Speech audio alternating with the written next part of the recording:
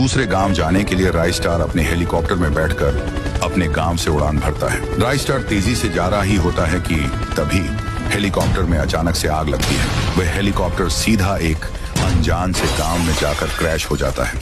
राइस्टार तो बच गया, पर उसका हेलीकॉप्टर तहस नहस हो गया था। राइस्टार ये गांव में पहली बार आया था। तभी 7 बज जाती है। धीरे धीरे अंधेरा हो रहा था। चौंकाने वाली बात यह थी कि चारों तरफ काऊ काऊ की आवाज आ रही थी। यह आवाज सुनकर लोगों के बीच अफरा तफरी मच जाती है। लोग अपने अपने घर के अंदर जा रहे थे। चेहरे पर अलग ही चिंता थी और उनके बदन थर थर कांप रहे थे। राइस्टार गांव में थोड़ा और घुस जाता है। राइस्टार को कुछ समझ में नहीं आ रहा था। तभी ऊपर से एक बड़ा कौवा उड़ते उड़ते राइस्टार की ओर बढ़ रहा था।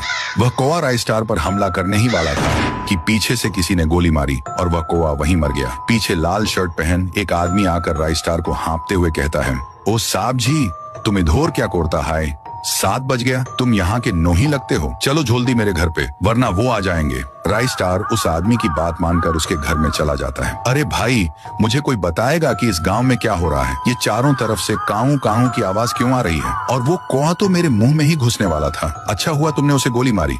अरे साहब जी, मैं तुम्हें क्या बताऊं, और 7 बोझे इस गांव में कौवों को हमला होता है, इसलिए सभी लोग अपने घोर में चले जाता है। जो भी घोर में नहीं जाता है, वो कौवा उसके डायरेक्ट मुंह में घुसकर उसे कुत्ते की मौत मार देता है। और भी कौवे पैदा हो जाता है।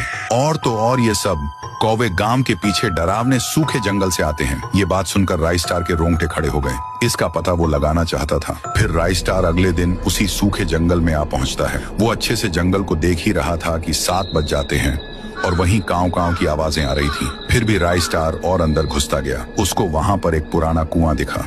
काऊ काऊ की आवाज उसी में से आ रही थी। राइस्टार ने जैसे ही कुएं के अंदर झांका तो उसमें से कौवे निकलने लगे। राइस्टार ने डायरेक्ट अंदर उड़ी मारी। वह नीचे तेजी से गिरता गया और वो कुएं के पूरे नीचे आ जाता है। पर वहां पर एक काले कपड़ों में एक चुड़ैल थी। चुड़ैल पलटकर राइस्टार को गुस्से से देखती है। मुझे पता है तू ही उस गाँव में कौवे भेज रही है और लोगों को मरवा रही है। तू बता जल्दी, ऐसा क्यों कर रही है? तू कौन होता है मुझसे पूछने वाला? अब तू नहीं बचेगा। तू अगर मुझे बताएगी तो मैं तेरी कुछ मदद कर सकता हूँ। बता। इतना कहते ही वो चुड़ैल रो के कहने लगती है, ये बात है 5 साल पहले की। तब मैं सारे गांव की महारानी थी और इस गांव में रहा करती थी। तभी एक दिन मेरे दरबार में मेरा मंत्री आया और कहने लगा, महारानी जी, आपके सल्तनत में एक ऐसा कुआं है जहाँ पर पानी की जगह सोना बहता है। अगर हम उस सोने को निकाल लेंगे तो हमारी सल्तनत में कोई भूखा नहीं सोएगा। उसके बाद क्या था, उस मंत्री ने मुझे एक जंगल में इसी कुएं के पास लेकर आया। उसके बाद मैंने इस कुएं में सोने की आस में झांकने लगी। तभी उस मंत्री ने मुझे पीछे से धक्का दे दिया और सीधा मैं उसके अंदर गिर के मर गई। उसने मुझे पागल बना के मेरी जान ले ली और खुद वहां का राजा बन गया।